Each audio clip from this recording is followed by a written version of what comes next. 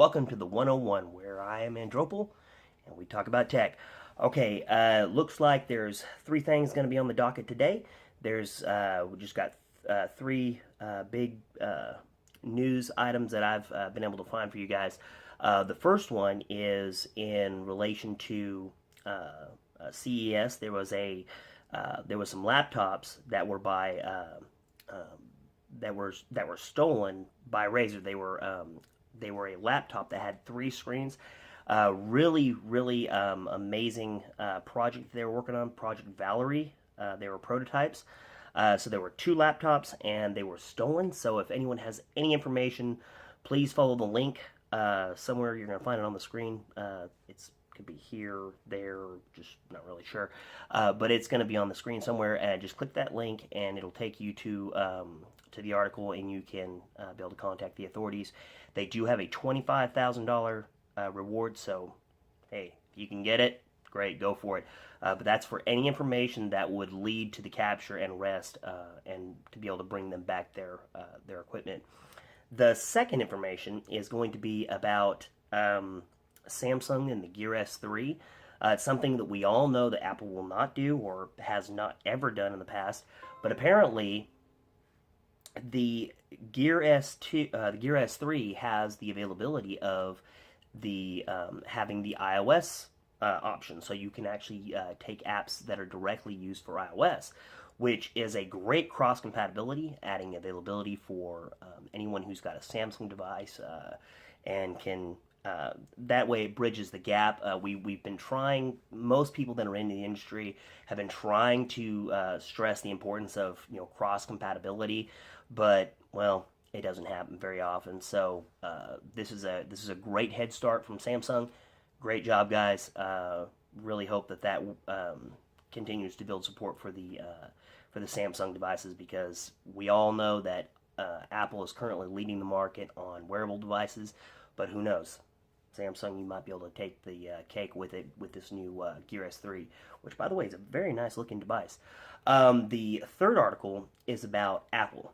Okay, now Apple is getting into a deal with Carl Zeiss. Now, Carl Zeiss is a German manufacturer that deals in wearables, eyeglass wearables, and they're working with them in respects to augmented reality. Now, there's two types of reality. There's virtual reality and there's augmented reality. Now, virtual reality is what everyone pretty much commonly refers to as what Google's their headset. I haven't really delved too much into that one. I don't really plan to own any of those type of that kind of a device. However, I do have Oculus for the Samsung Gear, or I should say the Samsung line. So I do have the Oculus headset. So take it out of my shelf here. Gear VR. I'm knocking everything over here. So right here, got myself one. Really nice piece of equipment, by the way. Works really great. That's virtual reality. The virtual reality puts you into a fictitious environment where it allows you to manipulate things in that environment, but it's all fictitious. Now, in augmented reality, the difference is that it uses the current environment and it augments certain things in that environment, such as, a great example would be Pokemon Go. Okay, now that's augmented reality. While it is fictitious items coming into the environment, it uses real-time environment information, such as when you go to a different location, get yourself a Pokemon. That's augmented reality. I do apologize for my voice being the way it is, and why I have been away for as long as I have. Still fighting a really nasty bug, so I don't have full capability right now. I'm doing my best here. So back to the point.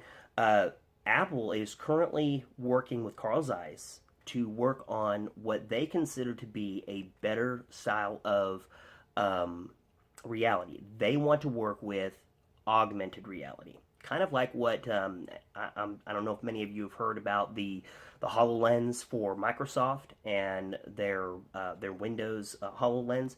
I don't know if you've seen that. You should look into that. Go to Google and type in Microsoft's HoloLens. Um, sorry. But apparently that's where it looks like Apple's going. That's the direction which they think it has much more. It has a much more of a tangible feel to it. This is really good either way. It's going to be this could really open up some avenues for Apple to get into that type of gear that they're going to be putting out onto the market. So just be aware that they are looking into that, and they are working with Carl Zeiss to make the device. So that I'm sure that they are already working on some kind of mechanism to work the device. Probably will work with their phones, or who knows how it's going to work.